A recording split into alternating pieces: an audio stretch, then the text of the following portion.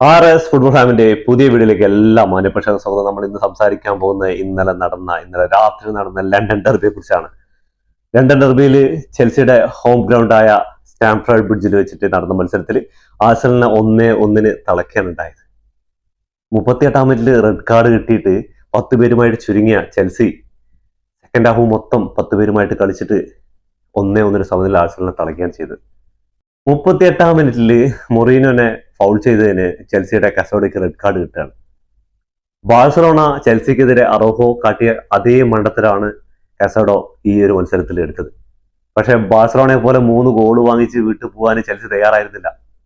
അവര് പൊരുതി ആദ്യ ഗോൾ അടിക്കുന്നത് ചെൽസി ആയിരുന്നു. 10 പേരുമായി ശരിക്കും സെക്കൻഡ് ഹാഫിൽ ഇറങ്ങിയ ചെൽസി ആഴ്സണലിനെ നെട്ടിച്ച് കളഞ്ഞു. 1-0 ലീഡ് നേടുകയാണ്. പിന്നെ കടുത്ത പോരാട്ടം എന്ന് പറഞ്ഞാൽ ഒന്നും പറയാനില്ലാത്തൊരു മത്സരം. എന്താണ് ഡെർബി, ഒരു എൽ ക്ലാസിക്കോ എന്താണ്, അതേപോലെയുള്ള മത്സരമായിരുന്നു ഇന്നലെ. ഫസ്റ്റ് ഹാഫിൽ തന്നെ ആഴ്സണലിന് 4 യെല്ലോ കാർഡുകൾ കിട്ടിയിട്ടുണ്ടായിരുന്നു. അപ്പൊ കളി തുടങ്ങിയ മുതൽ കാർഡുകളും അതേപോലെ ഫൗളുകളും ഒരുപാടുണ്ടായിരുന്നു. ഉന്തും തള്ളും പിടിച്ച ഒരു എൽ ക്ലാസിക്കോയിലേക്ക് എന്താ വേണ്ട ആ സാധനങ്ങളൊക്കെ ഉണ്ട് ആ ഒരു ഡെർബിയിൽ. ഈ ഒരു റെഡ് കാർഡ് ഇല്ലായിരുന്നെങ്കിൽ ചിലപ്പോൾ കളിയുടെ സ്കോർ നില ഇതൊന്നും ആയിരിക്കും. ചിലപ്പോൾ ഗോളുകൾ 3-2 അതിൽ കൂടുതൽ ചെൽസി അടിച്ചിട്ടുണ്ടാവും, ആഴ്സണലും തിരിച്ചടിച്ചിട്ടുണ്ടാവും. നല്ലൊരു മത്സരം കാണാമായിരുന്നു. പക്ഷെ മോശമില്ലാത്ത നല്ലൊരു പ്രകടനം തന്നെയാണ് കാഴ്ചവെച്ചത്. ചെൽസി ആ ഫസ്റ്റ് ഹാഫ് നിറഞ്ഞ ആടുകയായിരുന്നു. ആഴ്സണലിന്റെ ബോക്സിൽ നിന്ന് ആഴ്സണലിന്റെ ഫസ്റ്റ് ഹാഫിനെ ചുരുക്കി പറയുകയാണെങ്കിൽ ചെൽസിയുടെ അറ്റാക്കിങ്ങും ആഴ്സണലിന്റെ ഡിഫൻസും ആണ് കളി. ആ ഫസ്റ്റ് ഹാഫിനെ കുറിച്ച് ചുരുക്കി പറയുകയാണെങ്കിൽ ഇതാണ് നടന്നിട്ടുള്ളത്. സെക്കൻഡ് ഹാഫിൽ നമ്മൾ വിചാരിച്ചു ആഴ്സണൽ ഒരു 2-3-4 ഗോൾ അടിച്ച് വിജയിക്കുന്നത് വെച്ചു. പക്ഷെ ചെൽസി ഈ 10 പേരുമായിട്ട് വിട്ടുകൊടുക്കാൻ തയ്യാറായിരുന്നില്ല. അവര് പൊരുതായിരുന്നു.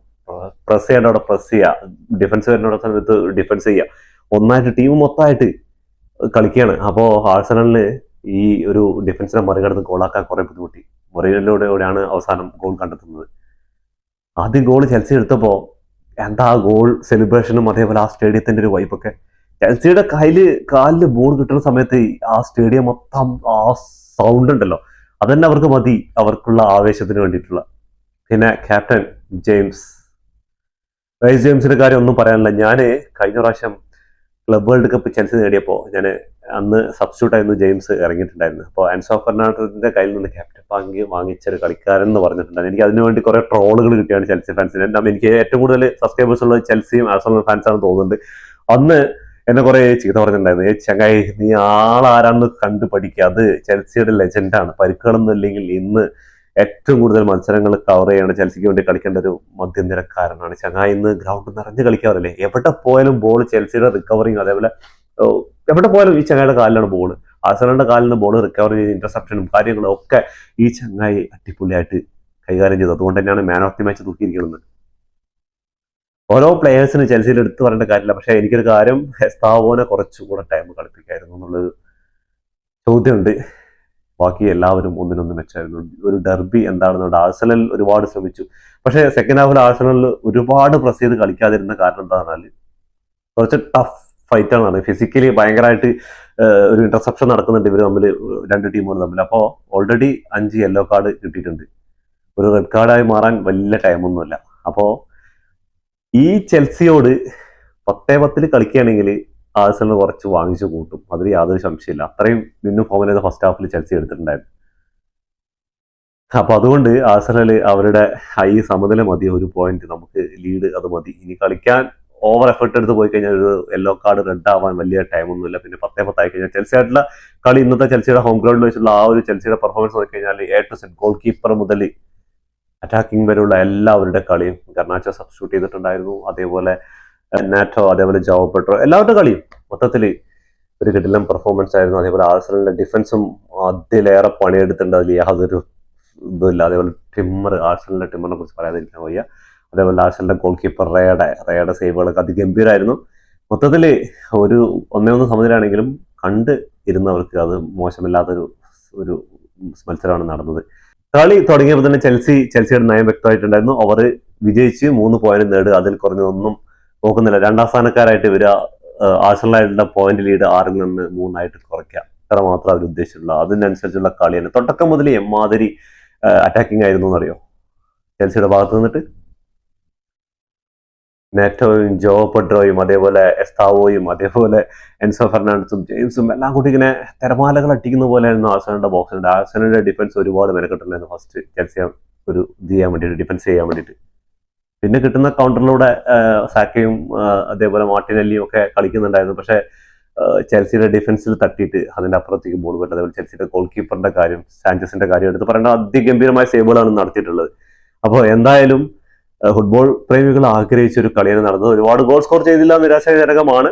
അത് ഗോളികളുടെയും ഡിഫൻഡർമാരുടെയും കളി ഗംഭീരമാണ്. അതേപോലെ ചെൽസിയുടെ ഈ ഒരു റെഡ് കാർഡ് കിട്ടിയത്, ഈ പ്രീമിയർ ലീഗിൽ ഇത്രയും മത്സരങ്ങളാകുമ്പോഴേക്കും 4 റെഡ് കാർഡ് കിട്ടിയിട്ടുണ്ട് ചെൽസി. അപ്പോൾ അവരുടെ ആ ഒരു ആറ്റിറ്റ്യൂഡ്, എല്ലാ ബോളുകളും റിക്കവർ ചെയ്തെടുക്കാനുള്ള ഒരു അറ്റംപ്റ്റ് ഉണ്ടല്ലോ, അത് ചിലപ്പോൾ വലിയ വില കൊടുക്കേണ്ടി വരും. എതിർ ടീമിന്റെ പ്ലേയേഴ്സിന് ഗുരുതരമായിട്ട് പരുക്ക് വരുന്ന ഫൗളുകൾ വരെയാണ് ചെൽസിക്ക് മുതിരുന്നത്. അപ്പോൾ അത് ശരിക്കും ഒരു ചിന്തിക്കേണ്ട കാര്യമാണ്. ചെൽസി ടീം മാനേജ്മെന്റും കാര്യങ്ങളായിട്ട് ചിന്തിക്കേണ്ടതാണ്. എന്താണെന്ന് പറഞ്ഞാൽ ഫൗളുകൾ ഇപ്പോൾ ഇത്രയും കളി 10-13 കളിയാകുമ്പോഴേക്കും 4 റെഡ് കാർഡ് കിട്ടിയിട്ടുണ്ടെന്ന് പറയുമ്പോൾ അത് ആ ടീമിന്റെ ഫിസിക്കലി ഉള്ള എതിർ ടീമിനോടുള്ള ഫിസിക്കലി ഉള്ള ആ ഒരു മെന്റാലിറ്റി തന്നെയാണ്. അത് നമുക്ക് നേരത്തെ ഒരു ബോൾ കൊണ്ടുപോകുന്ന സമയത്ത് ആഴ്സണലിന്റെ ഡിഫൻഡറുമായിട്ടൊന്ന് കോർക്കുന്നുണ്ട്. ആ ഒരു ഇന്റർസെപ്ഷൻ വരുന്ന സമയത്ത് ഒരു ടാക്കിൾ ചെയ്യുന്നുണ്ട്. ആ സമയത്ത് ആ 2 ടീമുകളും തമ്മിൽ നടക്കുന്ന ഒരു ഇതുണ്ട്. അതേപോലെ കുറെ ഫൗളുകൾ, ഗുരുതരമായ ഫൗളുകൾ നടക്കുന്നുണ്ട്. എന്താ പറയാ, ഒരു എൽ ക്ലാസിക്കോയ്ക്ക് വേണ്ട എല്ലാ ചേരുവകളും നിറഞ്ഞ പോലത്തെ ഒരു മത്സരം ഇന്നത്തെ ഡെർബി.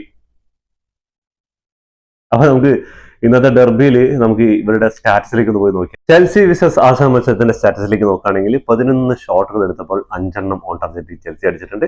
ആഴ്സണലാകട്ടെ 8 ഷോട്ടുകൾ എടുത്തപ്പോൾ അതിൽ 5 ഓൺ ടാർജറ്റിലേക്കാണ് വന്നത്.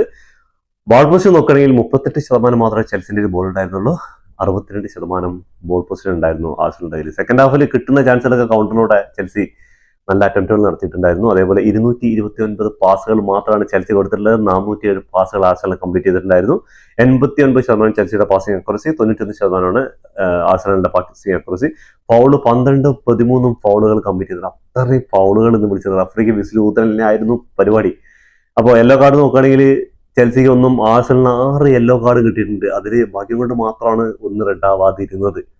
അതുകൊണ്ടാണ് അവര് ആ ഒരു കളിയെ പേടിച്ച് കളിച്ചത്. എന്താന്ന് പറഞ്ഞാൽ ഈ ഒരു സിറ്റുവേഷനിൽ അവരുടെ ചെൽസിയുടെ ഹോം ഗ്രൗണ്ടിൽ ചെൽസി ഇത്രമാത്രം ഗംഭീരമായിട്ട് പെർഫോം ചെയ്യുന്ന സമയത്ത്, 10 ആളായിട്ട് പെർഫോം ചെയ്യുന്ന സമയത്ത് അവരുടെ മുന്നിൽ 10 പേരായിട്ടുള്ള കളിക്കുക എന്ന് പറഞ്ഞാൽ ഭയങ്കര ആത്മഹത്യപരമാണ്. അപ്പോൾ അതിന് ഇത് നിൽക്കാൻ വേണ്ടിയിട്ട് സെക്കൻഡ് ഹാഫിൽ ഇവർ തീരുമാനിച്ചായിരിക്കും പരിധി വിട്ട് ആക്രമണത്തിൽ പോയി കഴിഞ്ഞിട്ട് കൗണ്ടറിലൂടെ ഗോൾ വാങ്ങിക്കുക, അതേപോലെ ഇവിടുത്തെ യെല്ലോ കാർഡ് മാറി റെഡ് കാർഡ് ആവാതിരിക്കുക എന്നൊക്കെ ചിന്തിച്ചിട്ടായിരിക്കും ഈ ഒരു 1-1 സമനിലയിലേക്ക് നോക്കിയത്. പക്ഷെ ചെൽസിയുടെ ഡിഫൻസ് ഗംഭീരമായിരുന്നു. ചെൽസിയുടെ ആ ഒരു ബോൾ പൊസിഷൻ ഇത്രയൊക്കെ ഉള്ളെങ്കിലും പക്ഷെ കൺട്രോള് അവരുടെ കയ്യിലുണ്ടായിരുന്നു, കൂടുതൽ സ്കോർ വരാതിരിക്കാൻ വേണ്ടിയിട്ട്. അപ്പോൾ റെഡ് കാർഡ് നോക്കുകയാണെങ്കിൽ 1 ചെൽസിക്കും അവിടെ 0 ആണ്. കോർണേഴ്സ് നോക്കുകയാണെങ്കിൽ 3 കോർണേഴ്സ് 2 ടീമും വിൻ ചെയ്തിട്ടുണ്ട്. ഓഫ് സൈഡ് ആഴ്സണൽ 3ഉം ചെൽസി 1ഉമാണ് വിൻ ചെയ്തിട്ടുള്ളത്. അപ്പോൾ ഈ കളിയിൽ സാക്കയുടെ കാര്യമൊക്കെ എടുത്തപ്പോൾ സാക്ക 365 ദിവസങ്ങളൊക്കെ കഴിഞ്ഞിരിക്കുകയാണ് ഒരു അസിസ്റ്റ് കൊടുത്തിട്ട്. അതേപോലെ തന്നെ ആഴ്സണലിനെതിരെ ചെൽസി ജയിച്ചിട്ട് 1562 ദിവസം കഴിഞ്ഞിട്ടുണ്ട്. 9 ലണ്ടൻ ഡെർബിയിൽ ഇതുവരെ തോൽവി അറിഞ്ഞത് 4 വിജയവും 5 സമനിലയും, 5 വിജയവും 4 സമനിലയായിട്ട് 9 ഡെർബികളിൽ ചെൽസി ഇതുവരെ തോൽവി അറിഞ്ഞിട്ടുള്ള അവസാനമാണ് 9 ഡെർബികളിൽ. ചെൽസിക്ക് ഇപ്പോൾ 3ാം സ്ഥാനത്താണ് ഉള്ളത്. 1ാം സ്ഥാനത്ത് ഗണ്ണേഴ്സ് തന്നെ, 2ാം സ്ഥാനത്ത് മാഞ്ചസ്റ്റർ സിറ്റി ഉണ്ട്. ഒരുപാട് ചലഞ്ചുകൾ നിറഞ്ഞ ഒരു കളിയായിരുന്നു. കളി കണ്ടവർക്കൊന്നും അത്ര മിസ്സായിട്ടുണ്ടാവില്ല, അതിഗംഭീരമായിരുന്നു. പക്ഷെ ഫൗളുകൾ കുറച്ച് കൂടി എൻ്റെ ഒരു അഭിപ്രായത്തിൽ ഉണ്ട് ആ ഒരു കളിയിൽ. എന്താണെന്ന് പറഞ്ഞാൽ അത് ഡെർബിയാണ്, അതുകൊണ്ട് തീർച്ചയായിട്ടും വിജയത്തിൽ കുറഞ്ഞതൊന്നും ആഗ്രഹിക്കില്ല ആരും. അതുകൊണ്ട് അതിൻ്റെതായ ഇതിലുണ്ടാവും കളിയിൽ, അടിയും പിടിയും തള്ളലൊക്കെ ഉണ്ടാവും. അതൊക്കെ നല്ല രീതിക്ക് നടന്നിട്ടുണ്ട്. അപ്പോൾ എന്തായാലും ഇതൊക്കെയാണ് ഇന്നത്തെ കളിയെക്കുറിച്ച് പറയാനുള്ളത്. ഈ വീഡിയോ ഇഷ്ടപ്പെട്ടാൽ ലൈക്ക് ചെയ്യുക, ഷെയർ ചെയ്യുക, സബ്സ്ക്രൈബ് ചെയ്യുക.